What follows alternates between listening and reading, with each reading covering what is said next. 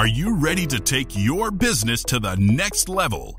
Every day, there are countless books and articles that are published offering the key on how to make your business a success. It's easy to feel overwhelmed trying to keep up and run your business. That's why Deb Creer created the Business Power Hour. Keep up on the latest trends, best practices, and techniques for how to make your business a success. Let the Business Power Hour do the heavy work for you. Good morning. Good morning. I am Deb Creer, and I am passionate about giving professionals the tools that they need to make themselves and their businesses as successful as possible. And we're going to have a great discussion today about leaders and what makes a leader, how to be a great leader, and everything that comes with that. We're going to do that all in an hour, right? So please join me in welcoming Simon Sinek to our program today. Welcome, Stephen. Thanks so much, Deb. Hopefully we can more than just scratch the surface in these 58 minutes. I'm sure we will. Perfect. I love it. So let me tell people just a little bit about you. So Simon Shedletzky, or Shed to his friends, which does make it easier, helps leaders make it safe and worth it for people to speak up. He supports humble leaders, those who know they are part of both the problems they experience and the solutions they can create as they put their people and purpose first. He is a sought-after speaker, coach, and advisor, and has led hundreds of keynote presentations, workshops, and leadership development programs. He's also spent more than a decade working alongside somebody everybody might have heard of, and that is Simon Sinek, as a thought leader on psychological safety in the workplace and creating speak-up cultures where people and organizations thrive. He works with leaders around the world and serves clients in all industries where human beings work. He's also the author of the upcoming book, Speak Up Culture. When Leaders Truly Listen, People Step Up. And that will be available for purchase in October of 2023. He graduated from the Ivey Business School with a focus on leadership, communication, and strategy, and received his coaching certification from the Coactive Training Institute. Shed lives in Toronto, Canada, with his wife and 2 children. So again, Shed, welcome. Thank you so much. Delighted to be here with you. Cool. Well, I always like to know from my guests how it is that they got to where they are today. And I have been privileged to have an advanced copy of your book, and you talk about that a little bit. But tell us more about that, because it really is very fascinating how you got to where you are today. Thank you. I mean, I'll take from the Beatles and say I get by with a little bit or a lot of bit of help from my friends. Mm-hmm. So I think for all of us, even the most successful individual is a byproduct of the people around them and the people who have helped them and the people who believe in them and invested in them. So I grew up in Toronto, Canada. My grandfather is a Holocaust survivor, and I had a very, very close relationship with him. And so his life story and journey hugely influenced just my perspective on life, having gratitude and trying to make the most of this life that I've been given because of all the sacrifices in life that he went through. And I really drew upon him at moments of great question as to what to do. And it's given me, I think, a lot of my drive and ambition and willingness to take risk because of him. So he has definitely been a huge help. I had an amazing professor when I was in biz school, Dr. Dennis Shackle, who's a Kiwi, and he really showed me and helped me have an experience of what fulfillment is. And the way I define fulfillment is using our strengths to contribute to something bigger than ourselves that we care about.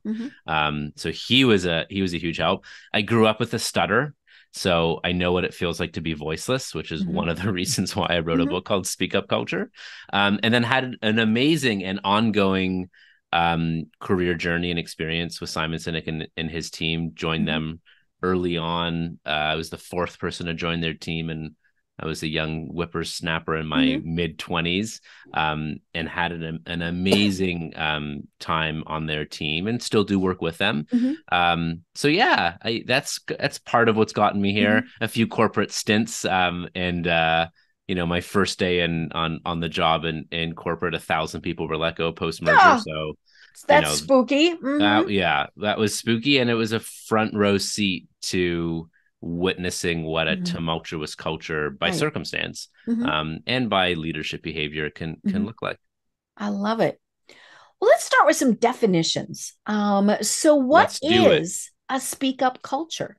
Yes. So a speak up culture is an environment in which people feel it is both safe, psychologically safe, and worth it to share ideas, concerns, disagreements, and mistakes.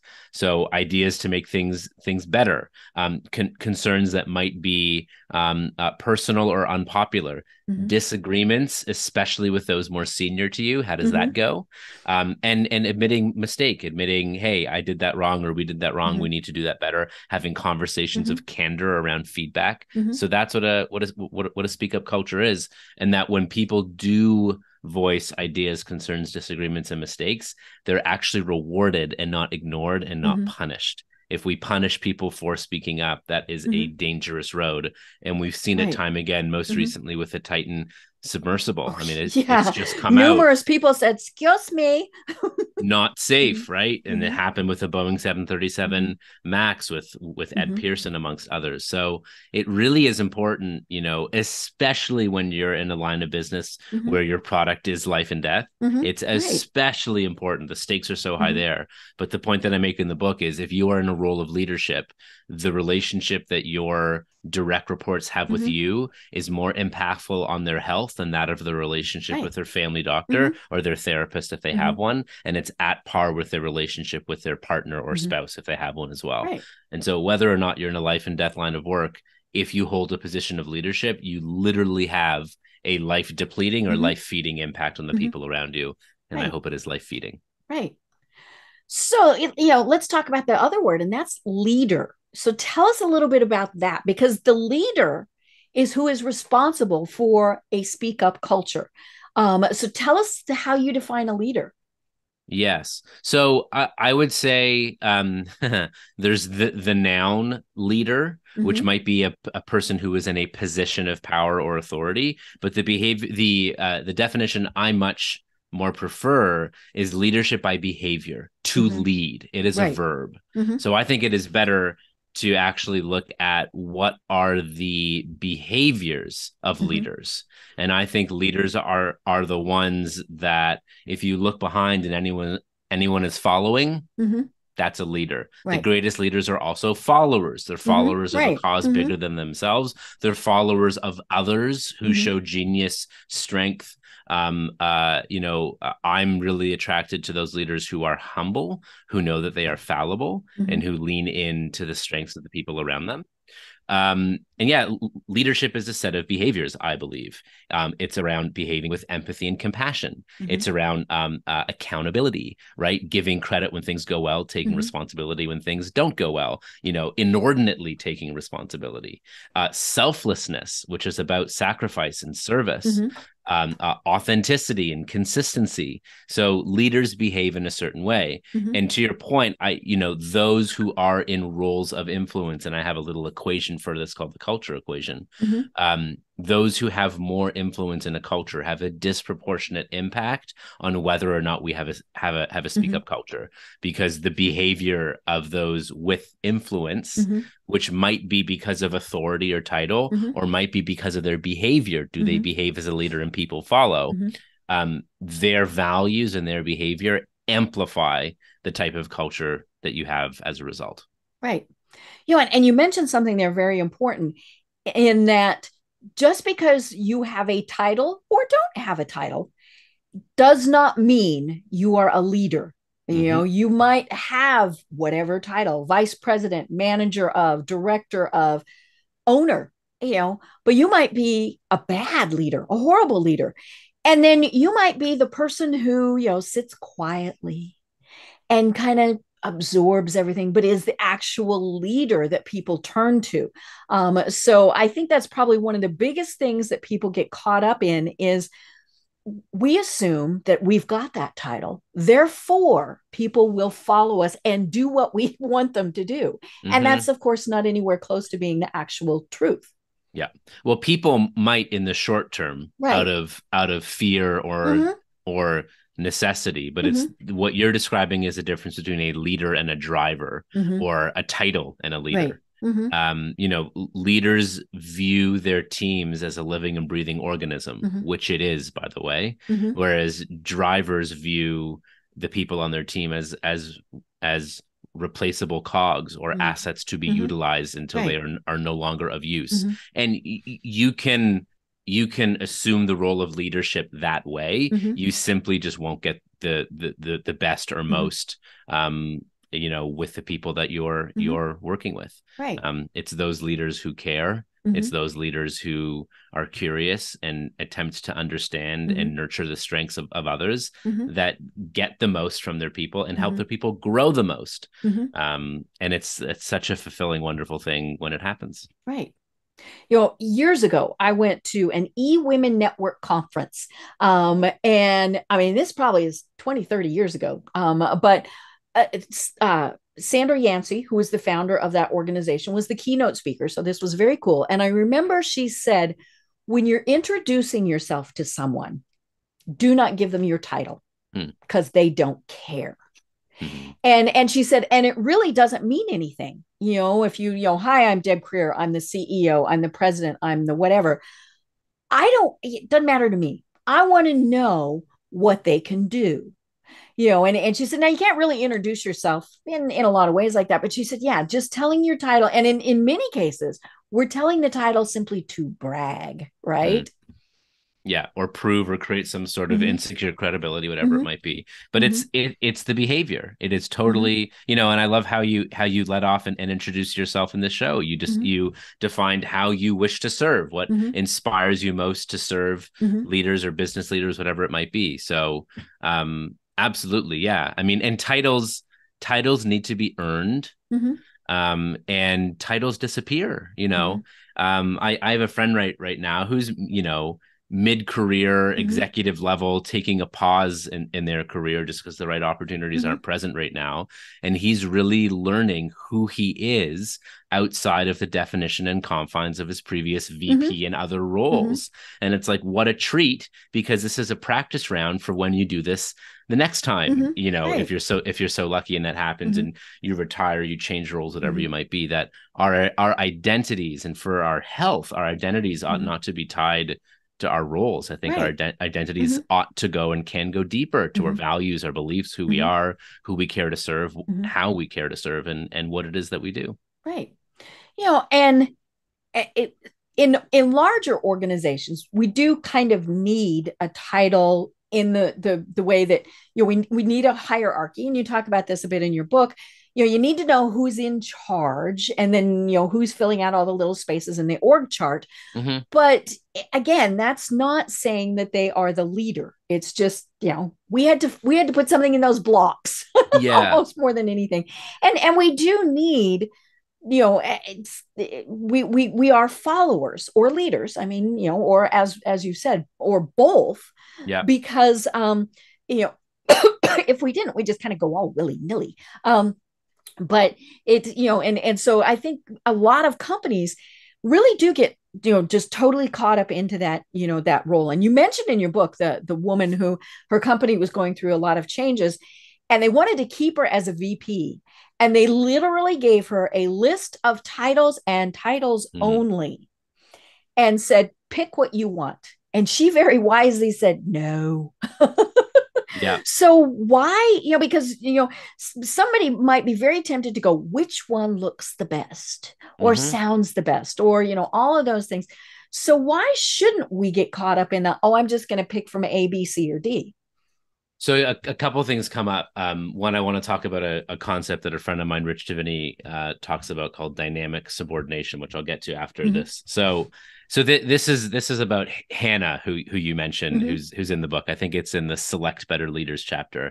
And Hannah's a personal friend. I changed their name so you don't know who. We protected the innocent, right? Yes. So Hannah was someone who was a director level at a large company that we all know of. And there were many people at the beginning of the pandemic who were leaving said company because they were burnt out. Right. They didn't want the next level. They looked at the senior leaders and like, I don't want that. And so there was a disproportionate number of people leaving at those more senior levels. And so they got an email one day from their direct boss, who I think was an SVP or something, saying, please find attached a PDF with, no, first it said, we're losing many people at your level. In an effort to retain you, here's a PDF with a list of promotions. You have 5 business days. Check off which one you want and send it back to your COO, or your respective C leader. Right. And they're like, no, like, do I want a promotion? Sure. Right. And this is someone but not because I checked a box. Yes. And this is someone who behaves as a leader. Perfect? No, but cares about the growth and well-being of the people around them, behaves as a leader. And they very unpopularly wrote back to their SVP saying, I won't do this. This is the very reason why you're losing people, this type of behavior. I'm willing to have a conversation in partnership with other senior leaders in the business and HR to figure out the right role and next challenge for me, because I really want to make sure that I'm in a role where I'll thrive and want to stay here and not get burnt out and want to leave like everyone else. To which their SVP said, don't do that. That's not going to be very popular. And Hannah went, I don't care. Like, what's your option? Are you going to fire me too? Yeah. Like, do you want me to? Yeah. Because I think that's it. A lot of people are like, well, fine, I'll go elsewhere. Yeah. And so Hannah felt they loved their current role and loved their current team and didn't want to leave them high and dry just to climb the corporate ladder. That's not what they would want their leaders or the team they were leading to do. So they wanted to model the appropriate behavior.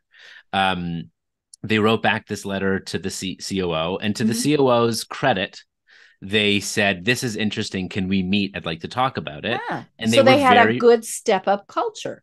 And this is oftentimes there's often a disconnect between the intent of leaders and the impact of their behavior. And so this leader, to their credit, owned the impact, even though it wasn't their intent. Bravo, right? Yes. And so then over time, through they did it the right way. They networked within the business, met the appropriate leaders, and then stepped into and actually created a brand new VP role, one that didn't exist before. And it's one that really, got them interested, got them engaged. They've built a team to help bring this new thing to life.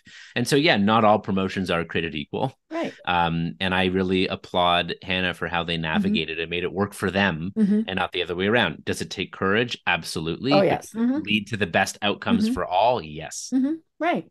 Yeah. Well, and, like you said, they might have had a good intent and then just didn't think it through. Because my first thought would be, can you imagine the people who would report to those people who checked their name, check that thing, especially if they knew this person is my VP because they picked it on the PDF. Yeah. I mean, certainly not that they were qualified for it or, had earned it or all the other, or knew the right person. I mean, or it was a desperate retention strategy. Yeah. Yeah. And people would have seen it as that desperate retention strategy. And then, so immediately there's a lower level of respect. And it's not even applying to that person because they were kind of, that was the circumstance they were put in. Now, like you said, Hannah said, no, not going to do that. But for those who probably did, it would have been one of those where you're immediately thinking, no, we turn back into the 6-year-old. You're not going to tell me what to do. Yeah. But even, I mean, good things can start by swiping right. Right. But that's kind of like a promotion by swiping right. And that, I mean, by, these dating apps, which, I dated before them. So thank you. But, if you're just presented with something on paper, you still should try it out. You should meet with people. You should, you should see if it's a fit and a win for all. So, yeah, the other thing I wanted to bring up is, so we are a hierarchical species, right? And it does make sense for us to figure out who's leading, who's in charge, but it is at its best dynamic. So a dear friend of mine, he wrote this book, which is great, The Attributes, Rich Diviney. So Rich is a retired U.S. Mhm. Navy SEAL. Mhm. He was a SEAL for 23 years, made it to commander. He Wow. led a special ops team Mhm. and then led training and selection Mhm. for that team. And it's a team we all know. Um, and so when Rich, and so, high stakes, high performing, Mhm. sustainable performing Mhm. teams when looking at the SEALs. And so when he retired and started doing some work in corporate on team building and leadership, he was asked, how do you create a org chart Mhm. that optimizes for optimal performance? And Okay. the way that Rich defines optimal performance is we give the best that we can, Mhm. whatever our version of best is in Mhm. that moment. And I'm sure you can Mhm. relate to that. There are sometimes you don't have too much to give, but you give what you Right. can, Mhm. right? Mhm. And so this notion of peak performance is fine for a pro football player Mhm. to peak for 4 hours on a Sunday. Mhm. That's typically not how our lives look Mhm. like week to week. And Right. so it's really the conversation on optimal performance. Mhm. How can we perform optimally? Mhm. And so Rich didn't quite know the answer. Mhm. So he's like, well, I know what it isn't.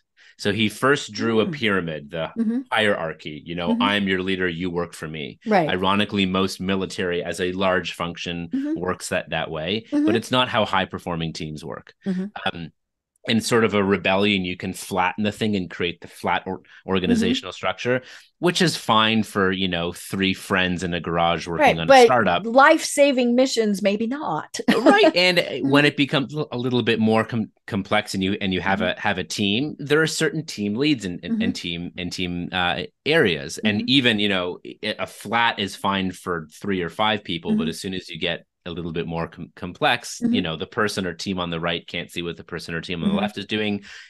Flat can do some good things, but it Mhm. isn't the optimal Mhm. organizational structure. If we're to default to anyone, it's to turn the pyramid and invert it to the Mhm. Robert Greenleaf, right? Right. I Mhm. am your leader, I work for you. A Mhm. servant leadership, Mhm. which, by the Mhm. way, I don't think the term servant leadership should exist It's because it's confusing. it's both confusing and the very the fact that we have a term servant leader means that our current definition of leadership is broken. Mhm. There should be no leader who doesn't serve, right? Right. So, but anyway, the reverse pyramid is good. I'm your Mhm. leader. I work for you. Mhm. But in a highly trusting, highly performing, optimal performing team, the burden of responsibility is distributed. It shouldn't Mhm. lean on any one or any one team's Mhm. person's shoulders. So, sort of in revolt, Rich drew a blob and a amoeba looking thing, Uh-huh. and he asked the room, "Where does the leader sit here?" Mhm. To which people said, "The middle, the outside, the Mhm. inside," all different answers. And he said, "You're absolutely right. The leader is where the leader needs to be," Right. which means it's dynamic. Mhm. So based on proximity, Mhm. who's closest, right? Who's your Mhm. first responder, and based on who's most qualified, Mhm. steps up. Mhm. So the greatest example of this from a civilian context is, let's say you are the pilot, you're the captain of a commercial airline, Mhm. right? You are in charge of that vessel, you're Right. in charge of the crew, Mhm. you are responsible, right? Mhm. You get clearance from air traffic control to go and taxi out Mhm. because you don't go whenever you want to. Right. You wait to follow You'd that bonk into order. somebody else. You're Mhm. deferring, you're Mhm. subordinating. You get clearance to Mhm. go and you start to go. All of a sudden, you get a call from maintenance, and Mhm. maintenance says, Captain, you have an issue with your right wing. Mhm. You aren't clear to take off. Mhm. Now, does the captain go, nah, like Yeah. Psh. I'm good? No, like Hopefully not. Mhm. you subordinate to Mhm. maintenance. That's Mhm. their job. Then you follow ground control, get back to your Mhm. gate. Do you take over and deplane? No, you subordinate to Right. your flight crew. Mhm. And so that's dynamic subordination, which is Mhm. given what's going on and who's there, who's the Mhm. most qualified and best suited to Mhm. step up. And it may not be the most senior person. Right. And so Rich, coined that and saw that in his SEAL days and SEAL Mhm. training, and he calls it dynamic subordination Mhm. or alpha swapping. Mhm. Right. Yeah. Yeah, and of course the big challenge to that is people who aren't the leaders for just because we don't really have another term for it, but if they're not, they need to not feel threatened by this. They need to know, okay, Mm. I'm going to turn this over to Sue, and Sue is going to make sure it gets there. And to not micromanage Sue, because that's the other thing. It's like, but of course, one of the biggest things, and we talk about this a lot, is that we're delegate. And it is one of the hardest things for people to do. And I'll admit, I'm one of those people, because I'm the only one who knows the way it can be done, and I'm going to be the one that does. I only know how to do it. My way is the right way. Mm-hmm. Well, no, it might be, but it might not be. But more importantly, somebody else might have a better way. Yeah. And, and we shouldn't feel threatened by that. We should really go, oh, wow, we've got that culture where we allow people to say, hey, what if we did it this way? And even if it's not the better way, it might make you rethink the current way and improve on it. Yep.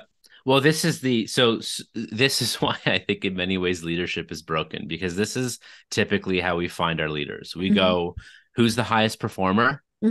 Who's the most responsible? Who's the best at this job? Let's offer them a promotion. But the issue is that the skill set and the attribute set to become good at that job is different than stepping into the next level and leading those who did that job or do the job that you were the best at in the room. So leadership isn't about catching more fish. Leadership is about teaching others how to catch fish in their own way, which will be different from you. Right. And the best leaders I meet are the most secure leaders. And when I say secure, they understand their own strengths and limitations and weaknesses, and they're vulnerable about that. Dangerous is an insecure leader who thwarts and grabs control. Right. Right? I'm not going to admit that I don't know. Yeah. Because everyone is fallible, because you're human. And so, there's no mistake that every single leadership development program out there that I've come across, I'd love your perspective as well. They all start with a module on leading self. Right? We need to figure out our own instrument, what we're playing with, what our range is, what we can thrive in, that's really hard for me. I should probably ask for help or delegate. And it's impossible to help others figure out how to play their instrument and harmonize and rock it if you aren't secure in your own first. And so, it's beautiful to me that I think we can both be confident, secure, and humble. We cannot be arrogant and humble. It doesn't exist. No, those are opposites. Yeah. And of course we've had those icky bosses, right? It's whether it's, and maybe it's not a boss, maybe it's a leader of volunteer project, whatever. We have had those people that we have had to work with, and it's really funny. Now I should have told you before the program, sometimes I go squirrel. So one of my favorite programs is the Big Bang Theory. Love it too. And Sheldon is going to be Raj's boss, and they have this whole big debate. Are you working for, or are you working with? And of course, Sheldon is of the impression that people work for him because he's the smartest person in the room. He's the smartest person in the world. Just ask him. Yeah. He'll be sure to tell you that. And and therefore his way is the only way. And of course, Raj sees it as a collaborative effort. And so he's working with him. And of course, hilarity ensues and all sorts of things. But that is so on target, because we have all worked with those people where we work for them. Yeah. Or we work with them. And sometimes, I'll be honest, sometimes working for somebody is okay. I just want to be told what to do. I don't want to have to think today. Just tell me what I'm supposed to do. Yeah. But most of us want to work with people.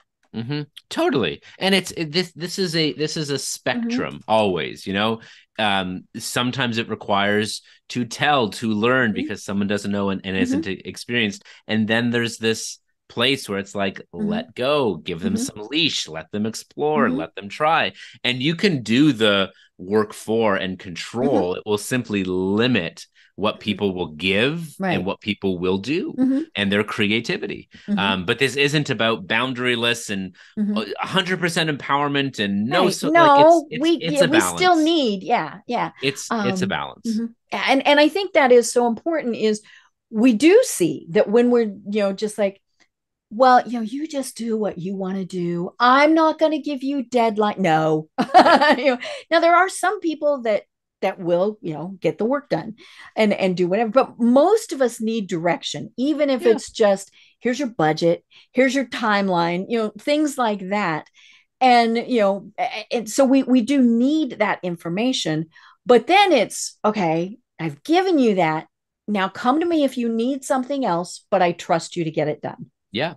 Totally, totally. Which includes, pushback if you think you should have Mhm. more budget, and I'll Right. tell you why we can't give it to you. But Mhm. let's have that Mhm. conversation. So, absolutely, it's Mhm. around, you know, uh, getting to a shared definition Mhm. of vision, what Mhm. success is, but then giving people some Mhm. freedom or a lot of freedom Mhm. if they can handle it Mhm. to go make it happen. Right.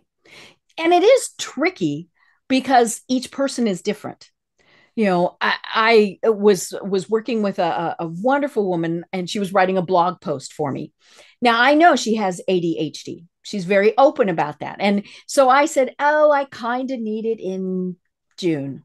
And of course, didn't hear and didn't hear. And then I realized, no, she needs me to give her a date. Yeah. And so I said, okay, I need it by X date. Of course, she got it to me the day before. Hmm. And so, but somebody else, if I had given them, if I need it by that date, they're like, and Yeah. so a good leader knows the strengths and weaknesses of every person they are working with. Yep.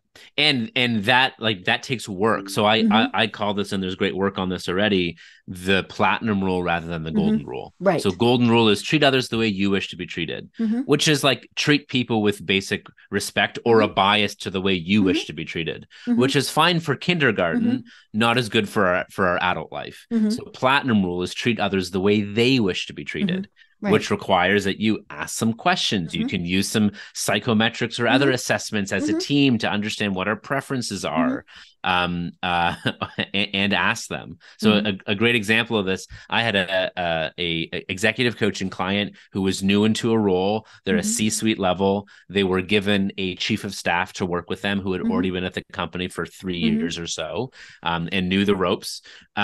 And they went above and beyond in the extra mile in the Mm-hmm. first like 3 weeks Mm-hmm. of this new C-suite leader's onboarding. And so I'm coaching this leader, and they're like, "Wow, I really want to get them something to acknowledge Mm-hmm. that I see that they're Mm-hmm. busting their tail, and Mm-hmm. thank them. I'm gonna get them some flowers." Mm-hmm. And I said, "Do they like flowers?" And he's like, "I don't know." Everybody likes flowers. Yeah, yeah. It's like, well, Mm-hmm. that might be what you want. Mm-hmm. I said, do you know someone who knows them Mm-hmm. well enough to figure out what would be meaningful Mm-hmm. for them? And Mm-hmm. he went, yeah. And so, as opposed to treating people the way you think Mm-hmm. they would be treated or what you would want, well, you're missing Mm-hmm. you're missing the opportunity to build relationship, ask Right. some questions, ask others, and do something that is meaningful for them, Mm-hmm. or design something in that Mm-hmm. working relationship that helps make them tick. Right. Yeah. Yeah.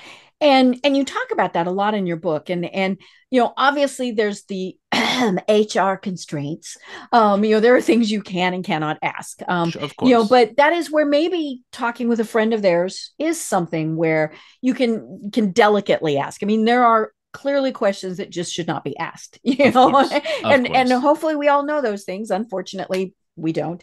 Yeah. And we see things like that all the time. But it is about, and especially in the reward and the encouragement. But it's also the other way. I mean, how do they like to be communicated with? Are they text people? Are they email people? Yeah. And I think this was really a challenge when we went into the COVID lockdowns, because right, we were at work on Friday and we were not on Monday, and people went, oh my. And so there were people who went, okay, well, we're going to zoom 5 times a day, and people wouldn't turn their cameras on. They were freaked out. They didn't have cameras, Mm. all of these things. But if somebody had sent them a text message saying, what's your status on whatever, that would have worked out perfect. Now, For it them. is a Yeah. challenge if you have a lot of people that you're having to deal with and having to and so you might kind of have to clump some things together. But yeah, knowing those things. And it is interesting with the reward and encouragement, because for some people it is money. For some people it's, hey, they want a day off. For many people, they want acknowledged. Mm-hmm. They just want, so, and you talk about this in your book, They just want somebody to say, hey, thank you. You did a Yeah. great job today. Yeah. And to be specific. So there's a couple of things coming up. So one is I talk about the FBI model for effective feedback, both constructive and positive, and even, a tool like appreciation languages, or love languages. They called it appreciation languages for it to be more suitable for work, which I think is great. So, you could say to someone, great job today. It's even more meaningful to go FBI. So feeling, behavior, impact. I feel so supported feeling when here's the behavior, prepared those 3 client presentations and they were all organized beautifully. I knew exactly where to find everything. Like, wow, what attention to detail. Thank you. I only want to keep working with you. Your efforts are really seen and appreciated. Thanks. That is way better than great job today. It's like, okay, what did I do to or deserve flowers that? on your desk? You're like, Yeah. Okay. Yeah. And it's the same for effective confrontation of not you're lazy or you're irresponsible. Right. It's when, behavior, you did this, it made me feel, and the impact is that can transform or really start to use feedback as dialogue. Right. And then, so it's very hard to practice the platinum rule, even with one person, let alone 10 direct reports, or if you have more than that, which I don't think you should have more than 10. Yeah, it gets a little hard personally. To manage. Yeah. But this is where you can have, intranets or a wall in the office if you're all in the office, or a virtual wall where you can go to someone's profile and see, what's their disc, what are their strengths finders strengths, what are their appreciation languages, and you can begin to understand how to treat people in a way that they'll appreciate most. Right. Yeah. And it is easier when you're in the same physical place with somebody, because you might see pictures that they have or a book that they've got, so things like that will kind of give you an idea. I think it was funny when we all started, initially doing Zoom a lot. We were like, what's that book back there? What have they got on the, and then if it was something totally non-business related, it was hilarious. But, and so all it means is that you have to work a little bit harder. Yeah. And that's okay. You just need to find something again that is the best way to communicate approval, disapproval, all of those various things with people. And to, again, like I keep coming back to this humility and this fallibility for leaders to say, I won't always get it right. I want you to tell me when I get it wrong or could have done it better. And then when people do build that courage and share that with you, you have to reward that behavior, especially if it's hard to hear. But one of the things that's really interesting when we all moved to our Zoom worlds, we would see, like, I see 2 teddy bears. I see a cool watercolor painting. Maybe it's not watercolor. I see an amazing microphone there. Like, there is an hour's worth of stories, probably more than an hour's worth, because I know a few things about those stuffed animals over there. So there's actually some really interesting stuff when we all went to the Zoom world. I had one experience where I was doing a keynote for a client. We had our pre-engagement call, a few of them from their team on the Zoom call, and one of the people on the call had a great background, and I saw tons of little trinkets, and a number of them were Star Wars. And so I'm like, well, you're a Star Wars fan, and we spoke about that for a few minutes. The week before I was to give that keynote, I was in Portland doing some work with a client, and for some reason I was given a little pin that was a Star Wars pin. And I'm like, I know exactly who I'm going to give this to. And I gave it to that client the next week when I saw them in person, and it blew them away. Right. So now I could have gone so far as getting their address and putting it in the mail and sending it, which is also very nice. It's just harder to do. But I think those little things can go a long way. Easier to pull off in person, but this hybrid world I think is here to stay. So using the intel and the information on people's Zoom backgrounds, unless they have a filter on, and I don't like those background. Blah. But they might also not have the space an appropriate background. So maybe their bed behind them isn't made yet, and that so they're going to blur their image, and that's fine. And that's fair. But I think all of a sudden to, one Friday we're in the office and then on Monday we're all at home and it's like, oh, you have a cat. Mm-hmm. Oh, there's your child. Mm-hmm. There was actually an opportunity to learn a lot more Mm-hmm. about the people that you work with. Right. Right. And it was scary, because and I always say, every micromanager in the world, their head exploded within the first 10 days. Yeah. But because they could not reach out and touch their people.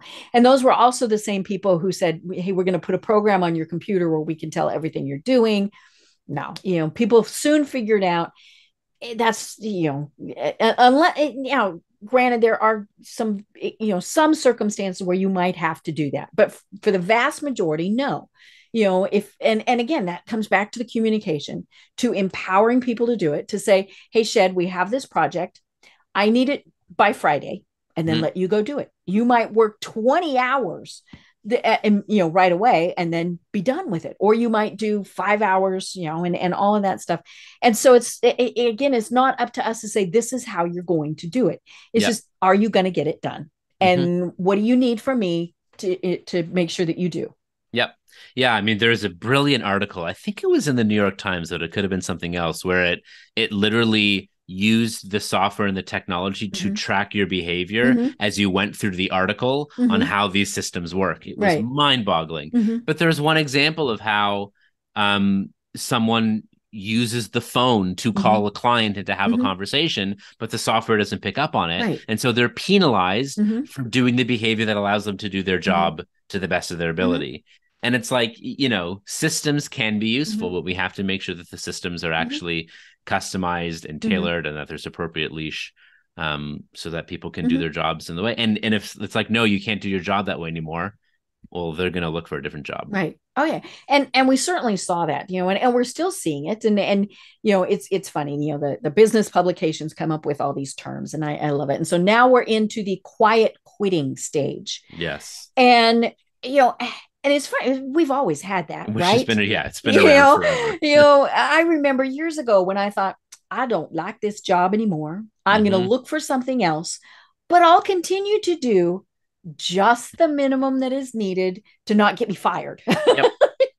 Yep. And, but I think now maybe it's that people are more open about it. I'm not really sure, but a lot of that is obviously based on the culture and how they're treated. What they're, are their leaders giving them the flexibility, trust, all of those various things. Yeah, absolutely. I mean, people want a few things, right? They want to be paid fairly. They want to be offered meaningful work where they can use their strengths and contribute and feel that they're valued. And flexibility, I think, is really important as well. So, and this, to your point, quiet quitting has been around for a long, I think cavemen did it. Yes. Yeah. I'll go out and kill the smallest dinosaur that I can in order to get by. Yeah, exactly. And I think, I use the analogy of pickle brine when it comes to culture, right? So often, let's say you put a world-class cucumber in some awful pickle brine and you get an awful pickle. That's not the cucumber's fault. It's the brine. And it's the same analogy for human beings. You can take the most talented, most highly trusting, ethical, act with integrity person, put them in a bad environment or have them with a leader who isn't the right fit for them, and they will underperform. We can't blame the cucumber. We can't blame the person. Do they have some accountability or responsibility? Of course. Right, because they didn't step up. If they had the ability to, I mean, and that comes back to the speak up culture. Maybe they could not speak up and say, hey, this is not working. Yeah. Yeah. But I think we need to look at what's the environment they're in. Is it the right fit for them? Or they do, like, there are people who they're strategic thinkers and they were in an execution job or vice versa. They're in the wrong role. They're in the wrong seat on the bus. You change their seat and they thrive. Yeah.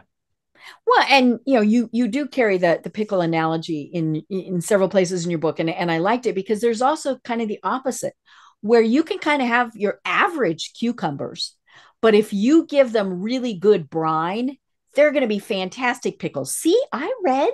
Yes. Oh, I know. I absolutely that it has what people bring to the table does matter. You cannot take a spoiled rotten cucumber, put it in the world's best pickle brine, It and all ain't of a gonna sudden, work. no, but you don't need to be the best pickle in the world to the best cucumber in the world to become a good pickle. So the environment that people are in matters a lot. Right. And the other thing is, what are the other cucumbers? If they're all unhappy, spoiled, all of those various things, then it's going to be hard to rise to the top. You might for a little bit, because if everybody else is just doing kind of bad work and you're doing really good work, well, then it's going to show. But it's not going to be too long before you're like, why am I wasting my time doing really good work when these folks are just barely scraping by? They've not been fired. They've not been chastised. So, hey, I'm going to be like them. Yeah. Well, the adage and cliche that we are the average of the 5 people we spend the most time with is biologically true. Right. That is a very true thing. And in our cultures, we get the behavior we reward and we get the behavior that we tolerate. And toleration is a passive form of reward. So right. If you don't correct it or say, hey, then you are saying it's okay. Yeah, absolutely. Absolutely. Which what does that say to your people who are high trust and high performance? Right. Yeah. But that comes back also to the speak up culture, because we think, why should I speak up? Because nothing's going to change. Yep. There are all these other people who are just kind of mediocre. And so why would I even want to bother with it? I might have great ideas, but I'm not going to bother. So you're speaking exactly to the 4 quadrants that we created. So when I first started writing this book, I fully thought I was just rebranding psychological safety, which is very much, out in the ether now. Amy Edmondson, who's a professor out of Harvard and who's lovely, really put that term on the map. And so I did, good old Zig Ziglar, people don't buy drills, they buy holes. And so I thought the drill to a speak up culture was psychological safety. And what you get, the hole, is a speak up culture. But as we dove into it more, we realized there's actually 2 axes. There's is it safe, right? The opposite of safety is fear, right? And then is it worth it? Right. Is there high impact, right? And worth it means that if I take personal risk to my relationship, job, reputation, and share an idea, a concern, disagreement, or mistake, do I feel as though it will lead to some sort of positive change? So it's a double perception of safety and of impact. Right.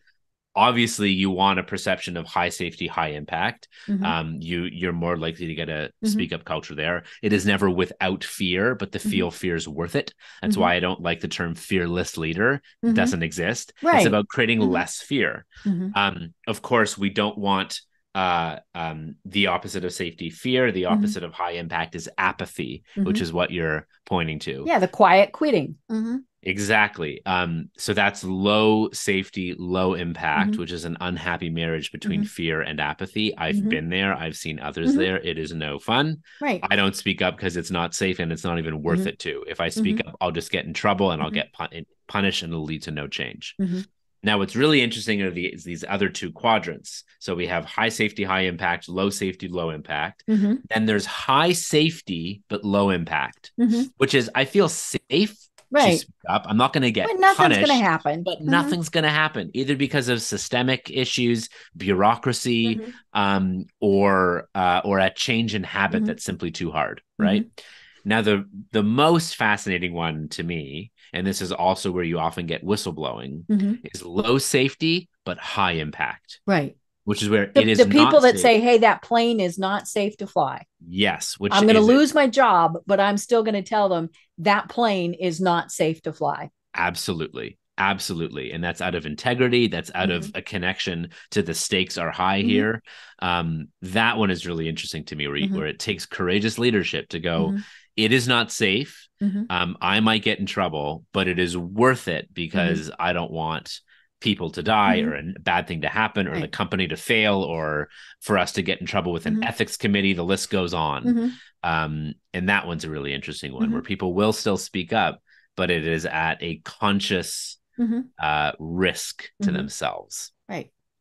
And I think it's also important to note that we need to know when we have made those suggestions, those comments, they might not be accepted, for a variety of reasons. But the important thing is to know why they weren't accepted. So I might tell you, hey, Shed, that's a great idea, but we don't have the budget to implement that right now. And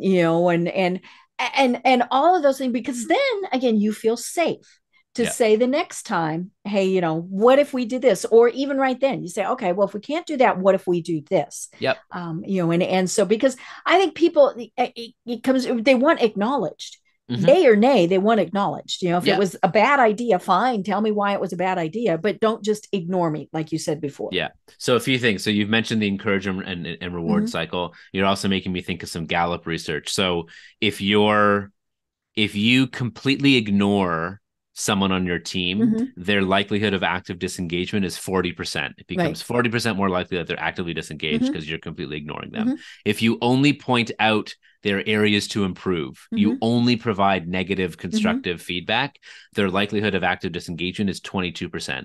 It almost improves by half because you simply acknowledge that they exist. And if you go out of your way to say just one thing that they're good at and say keep doing that, their likelihood of active disengagement 1%. No additional cost for that, right? The other thing that you point to, and you've pointed to a few times, is the virtuous cycle of encourage and reward. So leaders will say, great, like I'm bought in, I want to speak up culture. How do I do it? Well, it's a virtuous cycle of encourage your people to speak up and then reward them when they do, right? Encourage. I want to hear your voice. There's a pilot by the name of Ben Berman, very senior pilot, great safety record, and a safety advocate. Every single flight he flies, he goes to his crew. I've never flown a perfect flight before, and today's no exception. I need to know what you see. Right. That's encourage. Now, if someone goes like, all right, it's supposedly safe and worth it to speak up, and then you do speak up and say, hey, Captain, there's some ice on the wing. Does he go, shut it, there's no ice, keep going? It's like, oh. Or not going to say anything the next time. Yeah. Or it's like, oh, let's take a look. You're absolutely right. Or I'm not seeing it. Can you point out exactly where? Oh, I don't think that's ice. I think that's so-and-so. Let's investigate. Like that's rewarding. So rewarding doesn't necessarily need to be in the form of an extrinsic reward, like a raise, a bonus, a promotion, or a statue made in your honor in front of the office or whatever. Isn't that nice? A reward is often intrinsic. Thank you. That must have taken a lot of courage to share. I really appreciate that. Let's dig in. Ooh, that's hard feedback to hear, but I think you're onto something. Just because it's hard to hear and I don't want to hear it doesn't mean that it's not something we should take a look. Thank you. We didn't implement your idea, but here's why. Let's work within these constraints. These are all forms of rewarding the behavior. Especially if the message you hear is not a message you want to hear. If you want to keep hearing anything, you ought to reward it, and then it ripples, right? If I go, hey, Deb, this is the culture. It's rewarded around here. Go for it. It makes it all the more likely that you'll try it out for you as well. Right. And it is important to do that, have the feedback or do whatever. And because I think one of the worst things about ignoring, and, I've been a communications person at a big company. You've been a communications person at a big company. If there's a gap, people make it up. Oh, yeah. And they never make it up good, right? No. It's never, hey, we're all getting raises. I was with a large company. We went through a lot of mergers and, all sorts of things. And unfortunately, our senior staff were not given answers either. And so, when they would say, I don't know, after the third or fourth time, you're like, yeah, right. But yeah, when it was, we know that 1,000 people are going to be laid off. Yeah. And then you get crickets. Then everybody thinks I'm the next one who's going to get laid off, or it's not going to be 1,000. I've heard it's 5,000 people. I've heard we're closing the office. And so don't have those vacuums, even if you don't know, or more importantly, if it's bad news, go ahead and tell people, let them know, here is what's going on. Here's what we're going to do about it. What do you think? Again, encourage them for that. Yeah. Yeah. So I like to say, absent of communication, people tend to make up their own story, and it's seldom, if ever, better than what the truth might be. Oh, I know. And I just saw a company that a family member of mine works with. And instead of announcing arbitrary layoffs, they offered exit packages. They said, hey, we're trying to avoid this. This is the first thing that it's not the first thing, but it's something that we're going to try. Better that than you wake up on a Tuesday morning and all of a sudden 1,000 people they show up at your desk with the little white box. Yeah. So, and it takes on average about 7 to 8 times of communicating something and in different forms for the message to get through. Right. So just because you say it once in one way, your message isn't clear until you feel tired of hearing it yourself. Right. And then again, allowing for that feedback. If we had said, hey, we're going to lay off 1,000 people, but here's kind of what our plan is, or, we're going to try and do attrition first. I mean, all of those various things. And feel free to come to us if you have thoughts and suggestions. And might need to be anonymous. We might need to put them in the little box on the wall. Yeah. But empty the little box on the wall out. Right. We've all seen the little boxes where you can't put anything more in because nobody ever emptied them. But it's in a lot of ways it's very basic, but it's also very difficult. Of course, it's difficult. I mean, but for leaders to go, hey, this is the truth of what we're dealing with. We can't see everything. Right. There's this dynamic in leadership that the more senior you get, the further away you get from the truth, typically, and the further away you get from the people doing the jobs on the front lines, which is why we have a show called Undercover Boss to realize for a CEO, oh, I am a jerk. Yeah. They don't like me. Yeah. So, to explain what's going on, but then to ask for help and to lean in. There's a funny story, big manufacturing company, they're trying to solve some issue. They hired a big consulting firm, literally spent $1 million on this project, made no progress. Totally frustrated. Management goes to the factory workers and say, we've tried everything. We've spent $1 million.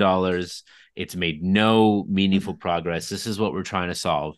Have any ideas? They went to the local Business Depot, bought different colored folders, created a manual system, total cost $57, and solved it. So the total project cost was $1 million and 57. But it's just this perfect example of, go to the root of the problem, investigate, ask. You're likely to find some interesting perspectives. Right. Well, oh my gosh, we have just a couple minutes left. We could talk forever. See, this is why I set a timer. And I think this is an important topic. And so I'd love to have you on again. Thank you. But, until then, how do people find you and what are the services that you provide? Yeah, thank you, Deb. So I'm very active on LinkedIn, so you can search for me, Stephen Shedletzky. I think I'm the only Stephen Shedletzky in the entire world for the time being. So all you handfuls of Shedletzkys out there, be mindful of what you name your children. So you can find me. I'm most active on LinkedIn. You can learn more about the book and what we do at speakupculture.com. And we offer keynotes and fireside chats, workshops, coaching, team coaching, and we're building as many as we can, some tools like online courses, a book club product, and other fun things. So hop on over to speakupculture.com to learn more. I love it. And the book will be out in October of 2023. You can pre-order. So, folks, do that. Make sure that you get your copy hot off the press. Yes. Do they even do that anymore? I don't know. Yeah, well, we're sending the book to the printers this Friday. So it is. I'm not sure. I think it'll be hot and off a press. So coming soon. Yeah. I love it. Well, like I said, we would love to have you on again because I think this is such an important topic. Because we all have leaders, we all are leaders, all of these various things. And so I think it is definitely an ongoing discussion that we need to have because we want to be the ones that people go, oh yeah, I liked working with them, not for them, with them, as opposed to, oh, don't go there. No. So, and like I said, I think it's very important that we continue this discussion, but do you have any final thoughts that you want to leave everyone with? I'll share again that, leadership is about the behavior. So you reflect on whether at work or beyond, the people that you would define as a leader. They were people who took interest in you. They asked questions about you. They extended care. They learned about your strengths, your limitations. They help you grow. I think there's a there's a bit of a misnomer out there of like, ooh, I don't want to provide critical feedback to my people. They might leave. What if you don't provide feedback and they stay? And so I think, our favorite bosses are not the ones who let us coast, but the ones who help us grow. And so know that if you commit to the work of leadership, you first and foremost commit to studying yourself and helping yourself grow, not for the self-indulgent process of, oneself. It's about service. It's about helping others learn about themselves and fine-tune the instruments that they're playing with as well. I love it. Well, I'm Deb Creer. I've been having so much fun talking with Stephen Shedletzky. And until next time, everyone have a great day. Tune in for our next program for even more trends, best practices, and techniques for how to make your business a success. The Business Power Hour, hosted by Deb Creer, is proud to be part of the C-Suite Network.